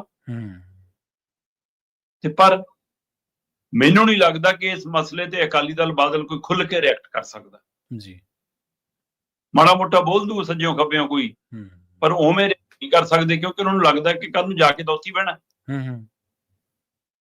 ਇਸ ਲਈ ਜਦੋਂ ਸਿਆਸਤ ਇਸ ਕਦਰ ਗਿਰ ਜਾਵੇ ਕਿ ਤੁਸੀਂ ਪੰਜਾਬ ਨੂੰ, ਸੂਬੇ ਨੂੰ, ਸੂਬਿਆਂ ਦੇ ਹੱਕਾਂ ਨੂੰ, ਹਿੱਤਾਂ ਨੂੰ ਦਾਅ ਤੇ ਲਾ ਕੇ ਰਾਜਨੀਤੀ ਕਰੋਗੇ, ਫਿਰ ਪੰਜਾਬ ਦਾ ਭਲਾ ਕਿਵੇਂ? ਸਵਾਲ ਖੜਾ ਚਾਹੇ ਕਿਸੇ ਤਰ੍ਹਾਂ ਵਾਲੇ ਪਾਸੇ ਦੇ। ਜੀ ਬਿਲਕੁਲ। ਦੇਖੋ ਗੱਲ ਇਹ ਆ ਵੀ ਇੱਕ ਪਾਸੇ ਉੱਧਰੋਂ ਵਜ਼ੀਰੀਆਂ ਵੀ ਬਚਾਉਣੀਆਂ ਸੀਗੀਆਂ, ਕੁਰਸੀਆਂ ਵੀ ਬਚਾਉਣੀਆਂ ਸੀਗੀਆਂ, ਦੂਜੇ ਪਾਸੇ ਵੋਟ ਬੈਂਕ ਵੀ ਖਿਸਕਦਾ ਦਿਸਦਾ ਸੀਗਾ। ਜਦੋਂ ਪਤਾ ਲੱਗਾ ਵੀ ਵੋਟ ਬੈਂਕ ਵਾਲਾ ਜਿਹੜਾ ਪਲੜਾ ਭਾਰੀ ਹੈ ਤੇ ਮੁੜ ਕੇ ਅਸੀਂ ਵੋਟ ਬੈਂਕ ਵਾਲੇ ਪਾਸੇ ਹੋ ਗਏ। ਗੱਲ ਕਰੀਏ ਪੰਜਾਬ ਸਰਕਾਰ ਦੀ, ਮੰਤਰੀ ਮੰਡਲ ਦੇ ਵਿੱਚ ਵਿਭਾਗੀ ਫੇਰਬਦਲ ਹੋਇਆ ਤੇ ਈਟੀਓ ਦੇ ਪਰ ਕਹਿੰਦੇ ਕੁਤਰੇ ਗਏ। ਬਿਲਕੁਲ ਜੀ, ਇਹ ਅਚਾਨਕ ਇੱਕ ਖਬਰ ਆਉਂਦੀ ਆ ਕਿ ਹਰਭਜਨ ਸਿੰਘ ਈਟੀਓ, ਜਿਨ੍ਹਾਂ ਕੋਲ 2 ਮਹਿਕਮੇ ਸੀਗੇ, ਊਰਜਾ ਤੇ NRI, ਲੋਕ ਨਿਰਮਾਣ, ਸੋ 2 ਮਹਿਕਮਿਆਂ 'ਚ ਹੁਣ ਲੋਕ ਵਿਭਾਗ ਬਚਿਆ ਜੀ। ਊਰਜਾ ਜੀ ਖਿੱਚ ਕੇ ਲੈ ਗਏ ਸੰਜੀਵ ਅਰੋੜਾ ਜੀ। ਬਈ ਜਿੱਧਰ ਹਾਈ ਵੋਲਟੇਜ ਆ ਫਿਰ ਹੁਣ ਉਧਰ ਹੀ ਕੰਮ ਚੱਲੂਗਾ ਬਿਜਲੀ ਦਾ, ਤਾਂ ਫਿਰ ਕੁੰਡੀਆਂ ਤਾਰਾਂ ਉੱਥੇ ਹੀ ਪਾਉਂਦਾ ਅਗਲਾ। ਸਹੀ ਹੈ, ਸਹੀ। ਸੰਜੀਵ ਅਰੋੜਾ ਰਾਜ ਸਭਾ ਛੱਡ ਕੇ ਜ਼ਮੀਨੀ ਚੋਣ ਲੜਦੇ ਨੇ, MLA ਬਣਦੇ ਨੇ ਤੇ ਮੰਤਰੀ ਮੰਡਲ 'ਚ ਆਉਂਦੇ ਨੇ, ਤੇ ਮੰਤਰੀ ਬਣਦਿਆਂ ਹੀ ਉਹਨਾਂ ਨੂੰ ਚੰਗੇ ਵਿਭਾਗ ਮਿਲਦੇ ਨੇ, ਉਦਯੋਗ ਤੇ ਵਪਾਰ, ਨਿਵੇਸ਼, NRI ਮਾਮਲੇ, ਤੇ ਹੁਣ ਉਹਨਾਂ ਨੂੰ ਊਰਜਾ ਬਿਜਲੀ ਵਿਭਾਗ ਮਿਲ ਗਿਆ ਜੀ। ਹੁਣ ਕਿਸੇ ਕੋਲ ਖਬਰ ਨਹੀਂ ਸੀ, ਕੋਈ ਕਨਸੋ ਨਹੀਂ ਸੀ, ਕੋਈ ਚਰਚਾ ਨਹੀਂ ਸੀ। ਹੋ ਸਕਦਾ ਸੰਜੀਵ ਅਰੋੜਾ ਨੂੰ ਕੋਈ ਇਤਲਾਹ ਹੋਵੇ, ਹਰਭਜਨ ਸਿੰਘ ਈਟੀਓ ਤੱਕ ਨੂੰ ਇਲਮ ਨਹੀਂ ਸੀ ਕਿ ਮੇਰੇ ਨਾਲ ਇਹ ਹੋਣ ਵਾਲੀ ਹੈ, ਪਰ ਹੋਈ। ਉਹਦੇ ਪਿੱਛੇ ਇੱਕ ਕਾਰਨ ਤਾਂ ਇਹ ਮੰਨਿਆ ਜਾ ਰਿਹਾ ਕਿ ਪਿਛਲੇ ਦਿਨਾਂ 'ਚ ਬਿਜਲੀ ਮਹਿਕਮੇ ਵੱਲੋਂ ਹੜਤਾਲ ਸੀ, ਉਸ ਹੜਤਾਲ ਨੂੰ ਇਹ ਟੈਕਲ ਨਹੀਂ ਕਰ ਸਕੇ ਸਹੀ ਤਰੀਕੇ ਨਾਲ, ਸਮਾਂ ਰਹਿੰਦੇ ਉਹਨੂੰ ਨਿਬੇੜ। ਦੂਸਰਾ, ਪਿੰਡਾਂ ਦੇ ਵਿੱਚ ਲਗਾਤਾਰ ਕੱਟ ਲੱਗਣੇ, ਬਿਜਲੀ ਦਾ ਆਉਣਾ ਜਾਣਾ, ਉਹਦੇ ਕਾਰਨ ਨਾਮੀ ਪੰਜਾਬ ਸਰਕਾਰ ਦੇ ਕਹਿੰਦੇ ਵੀ ਮੁਫਤ ਦਿੰਦੇ ਨੇ, ਇਸ ਲਈ ਨਹੀਂ ਦਿੰਦੇ। ਉਹ ਸਾਰੀਆਂ ਚਰਚਾਵਾਂ, ਕਹਿੰਦੇ ਜੀ ਜਦੋਂ ਮੁੱਖ ਮੰਤਰੀ 1-2 ਥਾਵਾਂ ਤੇ ਗਏ ਉੱਥੇ ਸ਼ਿਕਾਇਤਾਂ ਆ ਗਈਆਂ, ਹੈ ਨਾ। ਇਸ ਫਿਰ ਕਹਿੰਦੇ ਜੀ MLA ਦੀਆਂ ਸ਼ਿਕਾਇਤਾਂ ਸੀਗੀਆਂ ਜੀ ਕਿ ਫੋਨ ਨਹੀਂ ਚੱਕਦੇ ਜੀ, ਗੱਲ ਨਹੀਂ ਕਰਦੇ ਜੀ, ਹੈ ਨਾ, ਸੁਣਦੇ ਜੀ। ਤੇ ਕੁੱਲ ਮਿਲਾ ਕੇ ਸਮਝ ਲੱਗਿਆ ਕਿ ਬਿਜਲੀ ਵਾਲੇ ਮਾਮਲੇ ਦੇ ਵਿੱਚ ਉਹ ਗੰਭੀਰਤਾ ਨਹੀਂ ਦਿਖਾ ਰਹੇ, ਜਾਂ ਸਰਕਾਰ ਜਿਵੇਂ ਸਭ ਤੋਂ ਵੱਡਾ ਤਰੁਪ ਦਾ ਪੱਤਾ ਇਸੇ ਨੂੰ ਸਮਝਦੀ ਹੈ ਕਿ ਅਸੀਂ ਮੁਫਤ ਬਿਜਲੀ ਦਿੱਤੀ ਹੈ, ਉਹਦਾ ਚਿਹਰਾ ਬਣ ਕੇ ਕਾਰ ਨਹੀਂ ਕਰ ਪਾ ਰਹੇ। ਇਹ ਕਿੰਨੇ ਕਾਰਨ ਕਹਿੰਦੇ ਇਕੱਠੇ ਹੋ ਗਏ ਜੀ, ਤਾਂ ਹਰਭਜਨ ਸਿੰਘ ETO ਦੀ ਮਤਲਬ ਕਿ ਛੁੱਟੀ ਹੋਈ ਜਾਂ ਪਰ ਉਤਰੇ ਗਏ ਇਸ ਮਹਿਕਮੇ 'ਚ। ਹੁਣ ਇੱਕ ਮਹਿਕਮਾ ਲੋਕ ਨਿਰਮਾਣ ਮਹਿਕਮਾ ਰਹਿ ਗਿਆ ਉਹਨਾਂ ਕੋਲ ਸਿਰ। ਹਾਂ, ਕੁਝ ਧਿਰਾਂ ਇਹ ਵੀ ਕਹਿੰਦੀਆਂ ਨੇ ਕਿ ਵੀ ਸੰਜੀਵ ਅਰੋੜਾ ਦੇ ਨਾਲ ਜੋ ਵਾਅਦੇ ਕੀਤੇ ਸੀ ਉਹ ਪੂਰੇ ਨਹੀਂ ਅਜੇ ਹੋ ਰਹੇ ਸੀ, ਇਸ ਲਈ ਇੱਕ ਅੱਧਾ ਮਹਿਕਮਾ ਹੋਰ ਦੇ ਕੇ ਚੁੱਪ ਕਰਾਇਆ ਜਾ ਰਿਹਾ। ਠੀਕ ਹੈ। ਕੁਝ ਕਹਿੰਦੇ ਵੀ ਮਨੀਸ਼ ਸਿਸੋਦੀਆ ਵਾਲਾ ਮਾਮਲਾ ਜ਼ਿਆਦਾ ਗਰਮਾ ਰਿਹਾ ਸੀ, ਉਹ ਤੋਂ ਧਿਆਨ ਹਟਾਉਣ ਲਈ ਕਿ ਚਰਚਾ ਹੁਣ ਇੱਧਰ ਲੱਗੀ ਰਹੂ, ਕਿਉਂ ਬਦਲਤਾ, ਕਿਵੇਂ ਹੋਰ ਕੀ ਹੋ ਸਕਦਾ ਹੈ, ਕਿ ਇਸ ਲਈ ਹੋ ਸਕਦਾ। ਜੋ ਵੀ ਹੋਵੇ ਜੀ, ਹਲਚਲ ਹੋਈ ਹੈ ਤੇ ਵਿਭਾਗੀ ਫੇਰਬਦਲ ਹੋਇਆ, ਤੇ ਇਹਦੇ ਨਾਲ ਲਗਾਤਾਰ ਕੀ ਹੁਣ ਇੱਥੇ ਆ ਕੇ ਰੁਕ ਜੂਗਾ ਜਾਂ ਇਹਨੂੰ ਵੀ ਲਾਲਜੀਤ ਭੁੱਲਰ ਵਾਂਗ ਬਾਹਰ ਕਰਨਾ ਹੌਲੀ ਹੌਲੀ। ਸੋ ਇਹ ਵੀ ਚਰਚਾਵਾਂ। ਸੋ ਅਜੇ ਵੀ ਮਤਲਬ ਕਿ ਅਖੀਰਲਾ ਸਾਲ ਲਗਭਗ ਨੇੜੇ ਜਾ ਚੁੱਕਿਆ ਸਰਕਾਰ ਦਾ, ਹੈ ਨਾ, ਤੇ ਉਹਦੇ ਬਾਵਜੂਦ ਵੀ ਅਜੇ ਵੀ ਸਮੂਥ ਹੋ ਕੇ ਸਰਕਾਰ ਚੱਲ ਨਹੀਂ ਪਾ ਰਹੀ। ਜੀ ਬਿਲਕੁਲ। ਤੇ ਗੱਲ ਕਰੀਏ ਅਗਲੇ ਮਾਮਲੇ ਦੀ, ਜਿਹੜਾ ਆਮ ਆਦਮੀ ਪਾਰਟੀ ਦੇ ਨਾਲ ਹੀ ਜੁੜਿਆ ਹੋਇਆ ਸ਼ਰਮਾ ਜੀ, ਸਿਸੋਦੀਆ, ਮਨੀਸ਼ ਸਿਸੋਦੀਆ ਆਮ ਆਦਮੀ ਪਾਰਟੀ ਦੇ ਉਹਨਾਂ ਬੰਦਿਆਂ ਦੀ ਲਾਈਨ ਦੇ ਵਿੱਚ ਆਉਂਦੇ ਨੇ, ਉਹਨਾਂ ਬੰਦਿਆਂ ਦੀ ਕਤਾਰ ਦੇ ਵਿੱਚ ਆਉਂਦੇ ਨੇ ਜਿਨ੍ਹਾਂ ਦਾ ਪਾਰਟੀ ਤੇ ਪੂਰਾ ਕੰਟਰੋਲ ਹੈ। ਕੋਈ ਅਹੁਦਾ ਨਹੀਂਗਾ ਉਹਨਾਂ ਦੇ ਕੋਲੇ, ਉਹ ਡਾਇਰੈਕਸ਼ਨ ਜਾਰੀ ਕਰਦੇ ਨੇ, ਕਮਾਂਡ ਦਿੰਦੇ ਨੇ ਉਹ ਪੰਜਾਬ ਦੀ ਸਰਕਾਰ ਨੂੰ, ਪੰਜਾਬ ਦੇ ਮੁੱਖ ਮੰਤਰੀ ਨੂੰ। ਉਹ ਪੂਰਾ ਇਸ ਤਰੀਕੇ ਨਾਲ ਡਿਕਟੇਟ ਕਰਦੇ ਨੇ, ਇੱਕ ਤਰੀਕੇ ਦੇ ਨਾਲ। ਸਰਕਾਰਾਂ ਨੂੰ ਚਲਾਉਣਾ ਤਾਂ ਫਿਰ ਡਿਕਟੇਟ ਕਰਨਾ ਹੀ ਕਵਾਂਗੇ ਨਾ। ਲੰਘੇ ਦਿਨਾਂ ਦੇ ਵਿੱਚ ਉਹਨਾਂ ਨੇ ਇੱਕ ਬੜਾ ਬਿਆਨ ਕਸੂਤਾ ਦਿੱਤਾ, ਸਾਮ ਦਾਮ ਦੰਡ ਭੇਦ ਵਾਲਾ। ਪੰਜਾਬੀਆਂ ਨੇ ਇਹਦੇ ਤੇ ਰਿਐਕਟ ਕੀਤਾ, ਔਰ ਬੜਾ ਜੋਸ਼ੀਲਾ ਰਿਐਕਟ ਕੀਤਾ ਕਿ ਭਾਈ ਤੇਰੀ ਇਹ ਜ਼ਰੂਰਤ ਕਿਵੇਂ ਹੋਈ ਇਹ ਗੱਲ ਕਹਿਣ ਦੀ। ਸੱਤਾ ਤੁਹਾਡੇ ਕੋਲੇ ਠੀਕ ਹੈ, ਉਹ ਗੱਲ ਵੱਖਰੀ ਹੈ, ਪਰ ਤੁਸੀਂ ਛਿੱਤਰ ਨਾਲ ਸਾਨੂੰ ਕੁੱਟੋਗੇ, ਇਹ ਗੱਲ ਨਹੀਂ ਅਸੀਂ ਸਹਾਰ ਸਕਦੇ। ਹੁਣ ਪਾਰਟੀ ਦੇ ਕੁਝ ਲੀਡਰ ਬਚਾਅ ਕਰ ਰਹੇ ਨੇ, ਉਹ ਕਹਿੰਦੇ ਵੀ ਇਹ ਤਾਂ ਨਿੱਜੀ ਰਾਏ ਹੈ। ਹੁਣ ਜੇ ਸਿਸੋਦੀਆ ਕਿਸੇ ਪਿੰਡ ਦੀ ਇਕਾਈ ਦਾ ਕੋਈ ਮਾੜਾ ਮੋਟਾ ਅਹੁਦੇਦਾਰ ਹੋਵੇ ਤਾਂ ਆਪਾਂ ਕਹਿ ਲਈਏ ਵੀ ਭਾਈ ਉਹਦੀ ਨਿੱਜੀ ਰਾਏ ਹੈ, ਜਾਂ ਉਹ ਜ਼ਿਲ੍ਹੇ ਪੱਧਰ ਦਾ ਕੋਈ ਆਗੂ ਹੋਵੇ ਤਾਂ ਪਾਰਟੀ ਕਹਿ ਦਿੰਦੀ ਹੈ ਟਾਲ ਵੱਟਣ ਖਾਤਰ ਕਿ ਉਹਦੀ ਨਿੱਜੀ ਰਾਏ ਹੈ। ਉਹ ਕੰਟਰੋਲਰ ਹੈ, ਤੇ ਕੰਟਰੋਲਰ ਦੀ ਟਿੱਪਣੀ ਤੋਂ ਕਿਵੇਂ ਭੱਜ ਸਕਦੀ ਆਮ ਆਦਮੀ ਪਾਰਟੀ? ਬਿਲਕੁਲ ਜੀ, ਜਿਸ ਦਿਨ ਉਹਨਾਂ ਦਾ ਬਿਆਨ ਆਇਆ ਸੀ ਆਪਾਂ ਉਹਦੇ ਹਵਾਲੇ ਨਾਲ ਚਰਚਾ ਕਰ ਰਹੇ ਸੀਗੇ ਕਿ ਸਾਮ ਦਾਮ ਦੰਡ ਭੇਦ, ਸੱਚ ਝੂਠ, ਕੁਐਸਚਨ ਆਨਸਰ, ਹੈ ਨਾ, ਲੜਾਈ ਉਹ ਕਰਨਾ ਪਵੇ, ਕਹਿੰਦੇ ਕਰਾਂਗੇ। ਤੇ ਬੀਬੀਆਂ ਕਹਿ ਰਹੀਆਂ ਜੋਸ਼ ਨਾਲ ਬੋਲੋ। ਮਤਲਬ ਪੰਜਾਬ ਦੀਆਂ ਉਹਨਾਂ ਧੀਆਂ ਭੈਣਾਂ ਮਾਤਾਵਾਂ ਨੂੰ ਬਿਠਾ ਕੇ ਜਿਹੜੇ ਤੁਹਾਡੇ ਵਲੰਟੀਅਰ ਨੇ, ਤੁਸੀਂ ਉਹਨਾਂ ਨੂੰ ਲੜਾਈ ਝਗੜੇ ਦੇ ਫਾਰਮੂਲੇ ਦੱਸ ਰਹੇ। ਇਹ ਇੱਕ ਪ੍ਰਤੀਕ ਤਾਂ ਸਪਸ਼ਟ ਸੀਗਾ ਕਿ ਇਹ ਨਾਕਾਮੀ ਦਾ ਪ੍ਰਤੀਕ ਹੈ। ਸਰਕਾਰ ਕੋਲ ਕਰਨ ਨੂੰ ਕੁਝ ਨਹੀਂਗਾ, ਉਹ ਇਸ ਤਰੀਕੇ ਨਾਲ ਚੋਣਾਂ ਜਿੱਤਣਾ ਚਾਹੁੰਦੀ ਹੈ। ਸਹੀ ਹੈ। ਦੂਸਰਾ, ਮੁੱਖ ਮੰਤਰੀ ਤੇ ਪਾਰਟੀ ਪ੍ਰਧਾਨ ਦੀ ਕਿੰਨੀ ਹੈਸੀਅਤ ਆ, ਇਹ ਦਿਖਾਉਂਦਾ ਹੈ ਕਿ ਉਹ ਬਿਆਨ ਸਾਹਮਣੇ ਵੀ ਨਹੀਂ ਕਰ ਪਾ ਰਹੇ ਕਿ ਜੀ ਗਲਤ ਹੈ। ਸਹੀ। ਤੇ ਅਮਨ ਅਰੋੜਾ ਜੀ ਪ੍ਰੈਸ ਕਾਨਫਰੰਸ ਦੇ ਵਿੱਚ ਮੀਡੀਆ ਦੇ ਸਾਹਮਣੇ ਸੀ ਇੱਕ ਮਸਲਿਆਂ ਦੇ ਉੱਤੇ, ਤੇ ਉਹ ਸਵਾਲ ਹੋ ਗਿਆ। ਤੇ ਜਦੋਂ ਸਵਾਲ ਆ ਗਿਆ, ਇਹ ਤਾਂ ਜਵਾਬ ਦਿੰਦੇ ਨੇ ਵੀ, ਕਹਿੰਦੇ ਕਿ ਸਾਰੀਆਂ ਪਾਰਟੀਆਂ 'ਚ ਚੱਲਦਾ ਜੀ, ਤਾਂ ਬਸ ਸਾਡਾ ਹੋ ਗਿਆ ਜੀ, ਕਹਿੰਦਾ। ਸਹੀ ਹੈ।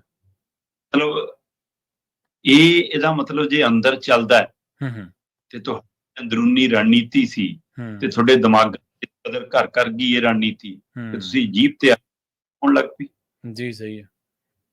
ਜੇ ਦੂਜੀਆਂ ਪਾਰਟੀਆਂ ਵੀ ਕੁਛ ਕਰਦੀਆਂ, ਤੁਸੀਂ ਵੀ ਇਹੀ ਕੁਛ ਕਰਨਾ ਸੀ। ਤੁਸੀਂ ਤਾਂ ਬੜੇ ਦਾਅਵੇਬਾਜ਼ ਕਹੇ ਸੀ ਕਿ ਅਸੀਂ ਦੁੱਧ ਤੇ ਧੋਤੇ ਆ, ਅਸੀਂ ਸੱਚੇ ਸੁੱਚਿਆਂ ਬਦਲਾਅ ਕਰਨਾ ਆਏ ਆ। ਤੁਸੀਂ ਇਹਦਾ ਮਤਲਬ ਮੰਨਦੇ ਹੋ ਕਿ 4 ਸਾਲਾਂ ਤੋਂ ਕੋਈ ਕੰਮ ਨਹੀਂ ਕੀਤਾ, ਹੁਣ ਜਿੱਤਣ ਲਈ ਤੁਹਾਨੂੰ ਇਹ ਤਰੀਕਾ ਹੀ ਅਪਣਾਉਣਾ ਪੈਣਾ। ਪਰ ਅਮਨ ਅਰੋੜਾ ਜੀ ਕਹਿੰਦੇ ਵੀ ਠੀਕ ਹੈ, ਜੇ ਲੱਗਦਾ ਹੈ ਕਿ ਸਤਿਕਾਰਯੋਗ ਸਾਡੇ, ਹੈ ਨਾ, ਮਨੀਸ਼ ਸਿਸੋਦੀਆ ਦੇ ਬਿਆਨ ਤੋਂ ਕੋਈ ਇਤਰਾਜ਼ ਹੈ, ਉਹਨਾਂ ਦੀ ਨਿੱਜੀ ਰਾਏ ਹੋ ਸਕਦੀ ਹੈ, ਜ਼ਰੂਰ ਕਿ ਪਾਰਟੀ ਦੀ ਰਾਏ ਹੋਵੇ ਜੀ, ਸੰਗਠਨ ਦੀ ਰਾਏ ਹੋਵੇ।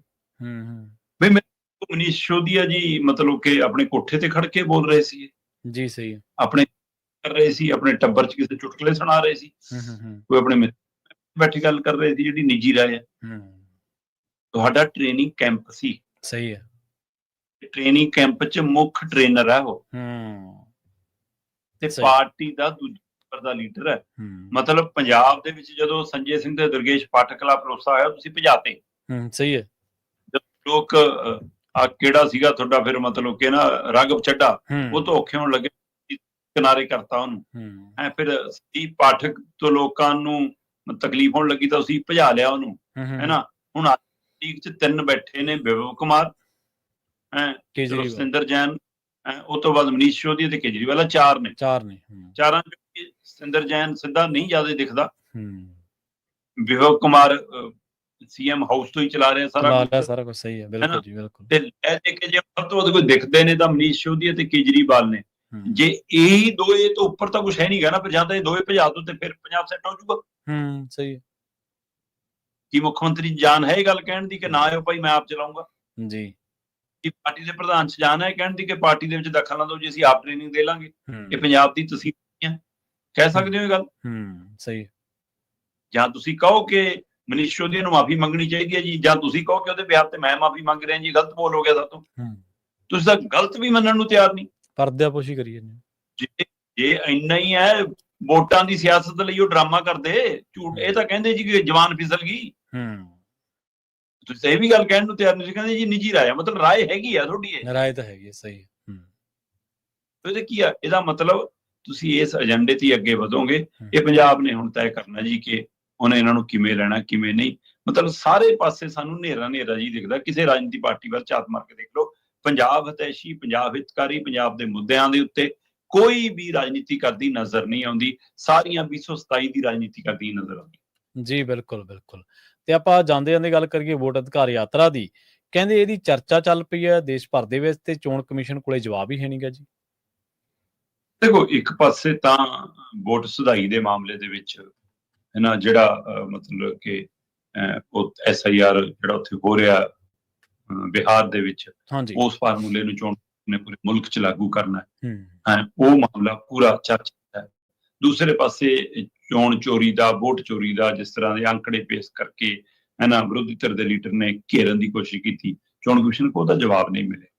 ਪਰ ਚੋਣ ਕਮਿਸ਼ਨ ਸਾਹਮਣੇ ਆ ਕੇ ਕਿਸੇ ਤਰੀਕੇ ਨਾਲ ਰਿਐਕਟ ਕਰਨ ਦੀ ਕੋਸ਼ਿਸ਼ ਕਰਦਾ ਕਿ ਅਸੀਂ ਇਹਨੂੰ ਟੈਕਲ ਕਰ ਲਈਏ, ਹੈ ਨਾ। ਉਸ ਨੇ ਮਤਲਬ ਕਿ ਹੁਣ ਸੁਪਰੀਮ ਕੋਰਟ ਦੀ ਹਦਾਇਤ ਤੋਂ ਬਾਅਦ ਉਹ 65 ਲੱਖ ਵੋਟਰ ਜਿਨ੍ਹਾਂ ਦੀਆਂ ਵੋਟਾਂ ਕੱਟੀਆਂ ਉਹਨਾਂ ਦੀ ਸੂਚੀ ਜਨਤਕ ਕਰਤੀ ਹੈ। ਤੇ ਹੁਣ ਦੇਖਦੇ ਹਾਂ, ਉਦੋਂ ਨੇ ਕਿਹਾ ਵੀ ਹੈ ਜੀ ਕਿ ਜਿਨ੍ਹਾਂ ਦਾ ਮ੍ਰਿਤਕਾਂ 'ਚ ਨਾ ਆ ਗਿਆ ਜੀ, ਉਹ ਸਾਡੇ ਨਾਲ ਸੰਪਰਕ ਕਰਨ ਜੀ, ਜਿਉਂਦੇ ਨੇ ਜੀ, ਉਹਨਾਂ ਦੀ ਗੰਭੀਰਤਾ ਨਾਲ ਸੁਣਵਾਈ ਹੋਊਗੀ ਜੀ, ਤਕਨੀਕੀ ਖਾਮੀ ਕੋਈ ਹੋ ਸਕਦੀ ਹੈ ਜੀ, ਇਹ ਸਾਰਾ ਕੁਝ। ਪਰ ਜਦੋਂ ਮੀਡੀਆ ਦੇ ਸਵਾਲ ਆਏ ਤਾਂ ਮੀਡੀਆ ਸਵਾਲਾਂ ਦੇ ਨਾਲ ਕੋਈ ਤਸੱਲੀਬਖਸ਼ ਜਵਾਬ ਨਹੀਂ ਸੀ। ਦੂਸਰੇ ਪਾਸੇ ਮੈਨੂੰ ਲੱਗ ਰਿਹਾ ਕਿ ਹੋਰ ਨਾ ਸੀ ਇਹਨਾਂ ਦੇ ਇਸ ਚੋਣ ਕਮਿਸ਼ਨ ਨੇ ਇਸ ਵਾਰ ਇੰਡੀਆ ਗਠਜੋੜ ਨੂੰ ਫਿਰ ਆਪ ਹੀ ਸਰਗਰਮ ਕਰਤਾ। ਜਿਹੜਾ ਪਹਿਲਾਂ ਦਿਖਦਾ ਸੀ ਉਹ ਮੁੜ ਕੇ ਇਕੱਠਾ ਹੋ ਗਿਆ। ਸਹੀ। ਉਧਰ ਗਾਂਧੀ ਨੂੰ ਤੁਸੀਂ ਮੈਦਾਨ 'ਚ ਤਾਰਨ ਦਾ ਬਹਾਨਾ ਦਿੱਤਾ ਵੱਡਾ। ਅਗਲਾ ਵੋਟ ਅਧਿਕਾਰ ਯਾਤਰਾ ਦੇ ਨਾਂ ਦੇ ਉੱਤੇ ਬਿਹਾਰ ਦੇ ਵਿੱਚ ਨਿਕਲਿਆ ਤੇ ਜਨਤਾ ਆਪ ਮਾਰਿਆ। ਮਤਲਬ ਮੈਨੂੰ ਨਹੀਂ ਲੱਗਦਾ ਲਾਲੂ ਵਾਲੀ, ਤੇਜਸਵੀ ਯਾਦਵ ਵਾਲੀ ਜਾਂ ਕਾਂਗਰਸੀ ਹੈ। ਹੋ ਸਕਦਾ ਇਹ ਤਾਂ ਕੱਲ ਨੂੰ ਪਤਾ ਲੱਗੇ ਕਿਤੇ ਉਹ ਨਾ ਹੁਣ ਜਿਹੜੇ 65 ਲੱਖ ਵੋਟ ਕੱਟ ਹੋ ਗਈ ਵਿਚਾਰੇ ਉਹੀ ਫਿਰਦੇ ਹੁਣ। ਜੀ ਜੀ, ਸਹੀ ਹੈ। ਪਰ ਭੀੜ ਤਾਂ ਦਿਖਦੀ ਆ ਨਾ। ਚਾਹੇ ਹੁਣ ਦੂਜੇ ਦਲ ਕਈ ਵਾਰ ਕਹਿ ਦੇਣ ਜੀ ਕਿ ਅਸੀਂ ਉਹ ਭੇਜੇ ਸੀ ਜੀ ਤਾਂ ਕਿ ਉਹਨੂੰ ਭਰਮ ਹੋ ਜਾਵੇ, ਜੋ ਮਰਜ਼ੀ ਕਹੋ, ਅਗਲੇ ਦੀ ਰੈਲੀਆਂ 'ਚ ਜੇ ਭੀੜ ਆ ਰਹੀ ਹੈ ਤਾਂ ਨੀਂਦ ਚੋਣ ਕਮਿਸ਼ਨ ਦੀ ਵੀ ਉੱਡੀ ਹੈ ਤੇ ਨੀਂਦ ਕੇਂਦਰ ਸਰਕਾਰ ਦੀ ਵੀ ਉੱਡੀ ਹੈ। ਨਤੀਸ਼ ਨੂੰ ਵੀ ਔਖੇ ਸਾਹ ਆਉਣ ਲੱਗੇ ਨੇ। ਪਰ ਇਹ ਰਾਜਨੀਤੀ ਹੈ, ਹੁੰਦਾ ਕੀ ਹੁੰਦਾ ਇਹ ਜੇ ਕਹਿਣਾ ਦੂਰ ਦੀ ਗੱਲ ਆ। ਹਾਂ, ਪਰ ਇੱਕ ਨੁਕਤਾ ਕਮਾਲ ਦਾ, ਇੰਡੀਆ ਗਠਜੋੜ ਨੇ ਪੈਰਲਲ ਚੋਣ ਕਮਿਸ਼ਨ ਦੀ ਬੈਠਕ ਤੋਂ ਅਗਲੇ ਦਿਨ ਫਿਰ ਬੈਠਕ ਕਰਕੇ ਪ੍ਰੈਸ ਕਾਨਫਰੰਸ ਕੀਤੀ। ਉਹ ਕਹਿੰਦੇ ਜੀ ਲਗਾਤਾਰ ਕਹਿ ਰਿਹਾ ਚੋਣ ਕਮਿਸ਼ਨ ਕੇ ਵੀ ਜੇ ਤੁਹਾਨੂੰ ਆ ਖਾਮੀ ਲੱਗਦੀ ਹੈ, ਕਮੀ ਲੱਗਦੀ ਹੈ, ਹਲਫੀਆ ਬਿਆਨ ਦਿਓ। ਉਹ ਕਹਿੰਦੇ ਵੀ ਜਿਹੜੀਆਂ ਕਮੀਆਂ ਰਾਹੁਲ ਗਾਂਧੀ ਨੇ ਦੇਸ਼ ਦੇ ਵਿੱਚ ਗਣਾਈਆਂ ਨੇ, ਉਹ ਕਮੀਆਂ ਇੱਕ ਦੋ ਹਲਕਿਆਂ ਦੇ ਵਿੱਚ, ਇੱਕ ਦੋ ਸੂਬਿਆਂ ਦੇ ਵਿੱਚ ਤਾਂ ਅਨੁਰਾਗ ਠਾਕਰ ਨੇ ਵੀ ਗਣਾਈਆਂ ਨੇ। ਇੱਕ ਤਾਂ ਹਲਫੀਆ ਬਿਆਨ ਅਨੁਰਾਗ ਠਾਕਰ ਤੋਂ ਵੀ ਮੰਗ ਲਓ, ਉਹ ਦੇ ਦੇਵੇ। ਦੂਜਾ ਉਹ ਕਹਿੰਦੇ ਜੀ ਵਿਰੋਧੀ ਧਿਰ ਦਾ ਲੀਡਰ ਰਾਹੁਲ ਗਾਂਧੀ ਵੀ ਦੇ ਦੂਗਾ ਜੇ ਤੁਸੀਂ ਕਹਿੰਦੇ ਹੋ, ਅਸੀਂ ਹਲਫੀਆ ਬਿਆਨ ਐਫੀਡੇਵਿਟ ਦੇ ਦਾਂਗੇ। ਦੇਖੋ, ਵੈਸੇ ਕੋਈ ਵੀ ਚੋਣ ਕਮਿਸ਼ਨ ਕਿਸੇ ਵੀ ਸਰਕਾਰ ਦੇ ਸਮੇਂ 'ਚ ਹੋਵੇ, ਉਸ ਦੀ ਇਹ ਜ਼ਿੰਮੇਵਾਰੀ ਬਣਦੀ ਹੈ ਕਿ ਜੇ ਵਿਰੋਧੀ ਧਿਰ ਦਾ ਲੀਡਰ ਉਹ ਕਿਸੇ ਪਾਰਟੀ ਵੱਲੋਂ ਹੋਵੇ, ਕਿਸੇ ਧਿਰ ਦਾ ਹੋਵੇ, ਜੇ ਵਿਰੋਧੀ ਧਿਰ ਦਾ ਲੀਡਰ ਹੈ ਉਹ ਕੁਝ ਕਹਿੰਦਾ, ਉਹਦੇ ਬਿਆਨ ਨੂੰ ਗੰਭੀਰਤਾ ਨਾਲ ਲੈ ਕੇ ਇਨਕੁਆਇਰੀ ਤਾਂ ਕਰਾਓ। ਜੇ ਤੁਸੀਂ ਉਹਦੇ ਤੇ ਨਹੀਂ ਆਉਂਦੇ, ਤੁਸੀਂ ਕਹਿੰਦੇ ਹੋ ਵੀ ਤੁਸੀਂ ਜੋ ਕੁਝ ਬੋਲ ਰਹੇ ਹੋ ਉਹਦਾ ਹਲਫੀਆ ਬਿਆਨ ਦਿਓ, ਫਿਰ ਅਸੀਂ ਇਨਕੁਆਇਰੀ ਕਰਾਂਗੇ। ਉਹ ਕਹਿੰਦੇ ਇੰਡੀਆ ਗਠਜੋੜ ਵਾਲਿਆਂ ਦਾ ਜਿਹੜਾ ਨੁਕਤਾ ਸੀ, ਉਹ ਨੁਕਤਾ ਕਮਾਲ ਦਾ ਸੀ, ਚਾਹੇ ਉਹ ਸਿਆਸਤ ਤੋਂ ਪ੍ਰੇਰਿਤ ਹੋਣ, ਕਾਹਤੋਂ ਮਰਜ਼ੀ ਆ। ਉਹ ਕਹਿੰਦੇ ਵੀ ਠੀਕ ਆ, ਵਿਰੋਧੀ ਧਿਰ ਰਾਹੁਲ ਗਾਂਧੀ ਤੁਹਾਨੂੰ ਐਫੀਡੇਵਿਟ ਵੀ ਦੇ ਦੂ, ਅਸੀਂ ਵੀ ਦੇ ਦਾਂਗੇ, ਅਸੀਂ ਵੀ ਹਲਫੀਆ ਬਿਆਨ ਦੇ ਦਾਂਗੇ। ਪਰ ਚੋਣ ਕਮਿਸ਼ਨ ਹਲਫੀਆ ਬਿਆਨ ਤਾਂ ਪਹਿਲਾਂ ਦੇਵੇ ਕਿ ਵੀ ਸਾਡੀਆਂ ਵੋਟਰ ਸੂਚੀਆਂ ਬਿਲਕੁਲ ਸਹੀ ਨੇ। ਉਹ ਹੀ ਕਹਿ ਰਿਹਾ ਨਾ ਕਿ ਅਸੀਂ ਉਹਦੀਆਂ ਵੋਟਰ ਸੂਚੀਆਂ ਨੂੰ ਗਲਤ ਕਹਿ ਕੇ ਗਲਤੀ ਕਰ ਰਹੇ ਹਾਂ। ਜੀ ਸਹੀ ਹੈ। ਫਿਰ ਪਹਿਲਾਂ ਉਹ ਹਲਫੀਆ ਬਿਆਨ ਦੇ ਦੇਵੇ ਕਿ ਜੀ ਸਾਡੀਆਂ ਵੋਟਰ ਸੂਚੀਆਂ ਸਹੀ ਨੇ, ਫਿਰ ਅਸੀਂ ਆਪੇ ਦੇ ਦਾਂਗੇ, ਆਜੋ ਸਾਡੇ ਨਾਲ। ਹੁਣ ਇਸ ਨੁਕਤੇ ਘੇਰ ਲਿਆ ਅਗਲਿਆਂ ਨੇ, ਉਹਨਾਂ ਵਾਲੇ ਨੁਕਤੇ ਤੇ ਹੀ ਘੇਰ ਲਿਆ। ਹੁਣ ਚੋਣ ਕਮਿਸ਼ਨ ਮੈਨੂੰ ਲੱਗਦਾ ਪੁੱਛਦਾ ਫਿਰਦਾ ਹੋਊਗਾ ਕਿ PMO ਹਾਊਸ ਤੋਂ ਕਿ ਦੱਸੋ ਜੀ ਕੀ ਕਰੀਏ। ਸੋ ਉੱਧਰੋਂ ਜੋ ਜਵਾਬ ਆਊਗਾ ਫਿਰ ਉਹ ਜਵਾਬ ਦਊਗਾ। ਅਸਲ 'ਚ ਇਹ ਕੇਂਦਰੀ ਅਦਾਰੇ ਜਿਸ ਕਦਰ ਸਰਕਾਰੀ ਟੂਲ ਬਣਦੇ ਨੇ, ਉਹਦੇ ਨਾਲ ਮਤਲਬ ਇਹ ਤਰੀਕਾਕਾਰ ਦੇ ਉੱਤੇ ਫਿਰ ਸਵਾਲ ਉੱਠਦੇ ਹੀ ਨੇ। ਪਰ ਕਿਤੇ ਨਾ ਕਿਤੇ ਚੋਣ ਕਮਿਸ਼ਨ ਜਦੋਂ ਘਿਰਦਾ ਤਾਂ ਤਦ ਉਹਦੀ ਢਾਲ ਬਣ ਕੇ ਬੀਜੇਪੀ ਆਉਂਦੀ ਆ। ਇਹ ਤੋਂ ਹੋਰ ਸਪਸ਼ਟ ਹੋਣਾ ਫਿਰ ਕੀ ਬਾਕੀ ਰਹਿ ਜਾਂਦਾ ਕਿ ਚੋਣ ਕਮਿਸ਼ਨ ਤੇ ਬੀਜੇਪੀ ਇੱਕੋ ਹੈ। ਜੇ ਚੋਣ ਕਮਿਸ਼ਨ ਨੂੰ ਸਵਾਲ ਉੱਠ ਰਹੇ ਨੇ ਚੋਣ ਕਮਿਸ਼ਨ ਦੀ ਕਾਰਵਾਈ ਦੇ ਉੱਤੇ, ਤਾਂ ਉਹਦਾ ਜਵਾਬ ਚੋਣ ਕਮਿਸ਼ਨ ਦੇਵੇ। ਜੇ ਕੋਈ ਦੋਸ਼ ਲੱਗ ਰਿਹਾ ਤਾਂ ਉਹਦਾ ਖੰਡਨ ਕਰੇ ਬਕਾਇਦਾ। ਜੇ ਕੋਈ ਗਲਤ ਦੋਸ਼ ਹੈ ਤੇ ਲੋਕਾਂ ਨੂੰ ਉਹਦੇ ਬਾਰੇ ਸਪਸ਼ਟ ਕਰੇ। ਇੱਕ ਸਿਆਸੀ ਪਾਰਟੀ ਨੂੰ ਉਹਦੇ ਬਚਾਅ 'ਚ ਕਿਉਂ ਆਉਣਾ ਪੈਂਦਾ, ਕਿਉਂਕਿ ਕਿਤੇ ਅੰਦਰ ਖਾਤੇ ਸਾਰਾ ਕੁਝ ਜਿਹੜੀ ਖਿਚੜੀ ਪੱਕ ਰਹੀ ਹੈ ਉਹ ਸਾਰਿਆਂ ਦੇ ਸਾਹਮਣੇ ਹੁਣ ਆਉਣੇ ਥੋੜ੍ਹੀ ਆਉਣ ਲੱਗ ਪਈ ਆ। ਇਹਨਾਂ ਨੇ ਆਉਣ ਸਾਰ ਇੱਕ ਕੰਮ ਕੀਤਾ ਸੀਗਾ ਕਿ ਕਾਂਗਰਸ ਦੀ ਸਾਰੀ ਲੀਡਰਸ਼ਿਪ ਜਿਹੜੀ ਉਹ ਨਿਕੰਮੀ ਕਰਾਰ ਦਿੱਤੀ ਸੀ, ਜਿਹਦੇ ਵਿੱਚ ਰਾਹੁਲ ਗਾਂਧੀ ਨੂੰ ਪੱਪੂ ਕਿਹਾ ਗਿਆ ਸੀ। ਪਰ ਆਪਾਂ ਨਹੀਂ, ਕਾਂਗਰਸ ਦੀ ਪੋਲਿਟਿਕਸ ਦੇ ਨਾਲ ਆਪਾਂ ਕੋਈ ਬਹੁਤੇ ਸਹਿਮਤ ਨਹੀਂ ਗੇ, ਪਰ ਹੁਣ ਇਹਨਾਂ ਦੀਆਂ ਲਾਪਰਵਾਹੀਆਂ ਕਰਕੇ ਉਹਦੀ ਜਿਹੜੀ ਪੋਲਿਟਿਕਸ ਆ ਉਹ ਹੌਲੀ ਰਾਈਜ਼ ਹੋ ਰਹੀ ਹੈ। ਉਹ ਬੰਦਾ ਜਿਹਦੇ ਕੋਲੇ ਕੋਈ ਕੈਮਰੇ ਵਾਲਾ ਨਹੀਂ ਸੀ ਜਾਂਦਾ, ਅੱਜ ਕੱਲ ਇਹਨਾਂ ਦੇ ਗੋਦੀ ਮੀਡੀਆ ਦੇ ਜਿਹੜੇ ਪੱਤਰਕਾਰ ਨੇ ਉਹਦੇ ਕੋਲੇ ਤੁਰੇ ਫਿਰਦੇ ਨੇ ਤੇ ਉਹਦੀ ਹਰ ਗੱਲ ਨੂੰ ਸਪੇਸ ਦੇਣ ਲੱਗ ਪਏ ਨੇ। ਬਿਹਾਰ ਚੋਣਾਂ ਦੇ ਵਿੱਚ ਜਿਹੜੀ ਯਾਤਰਾ ਤੁਸੀਂ ਜ਼ਿਕਰ ਕੀਤਾ, ਉਹਦੇ ਵਿੱਚ ਜਿਹੜੇ ਵੱਡੇ ਸਿਆਸੀ ਮਾਹਰ ਨੇ ਉਹ ਦੱਸਦੇ ਨੇ ਵੀ ਜਿਹੜਾ ਲੋਕ ਨੇ ਉੱਥੋਂ ਦੇ ਸੜਕਾਂ ਤੇ ਆਏ ਨੇ ਇਸ ਮਾਮਲੇ ਦੇ ਵਿੱਚ। ਤੇ ਮੌਕਾ ਕਿਹਨੇ ਦਿੱਤਾ? ਇਹ ਮੌਕਾ ਚੋਣ ਕਮਿਸ਼ਨ ਨੇ ਦਿੱਤਾ ਜਾਂ ਫਿਰ ਭਾਜਪਾ ਨੇ ਦਿੱਤਾ? ਸ਼ਰਮਾ ਜੀ, ਇਹਨਾਂ ਖਾਸ ਖਬਰਾਂ ਤੇ ਖਾਸ ਜਾਣਕਾਰੀਆਂ ਦੇ ਲਈ ਤੁਹਾਡਾ ਬਹੁਤ ਧੰਨਵਾਦ ਜੀ। ਸਤਿ ਸ਼੍ਰੀ ਅਕਾਲ। ਪ੍ਰੋਗਰਾਮ ਖਬਰ ਤੇ ਨਜ਼ਰ ਨੂੰ ਆਪਾਂ ਇੱਥੇ ਸਮਾਪਤ ਕਰਾਂਗੇ। ਤੁਹਾਡਾ ਸਾਰਿਆਂ ਦਾ ਵੀ ਬਹੁਤ ਧੰਨਵਾਦ। ਸਤਿ ਸ਼੍ਰੀ ਅਕਾਲ। ਜੁੜੇ ਰਹੋ ਪੰਜਾਬੀ ਰੇਡੀਓ USA ਦੇ ਨਾਲ। ਪੰਜਾਬੀ ਰੇਡੀਓ USA ਦੇ ਉੱਤੇ ਪ੍ਰੋਗਰਾਮਾਂ ਦਾ ਸਿਲਸਿਲਾ ਲਗਾਤਾਰ ਜਾਰੀ।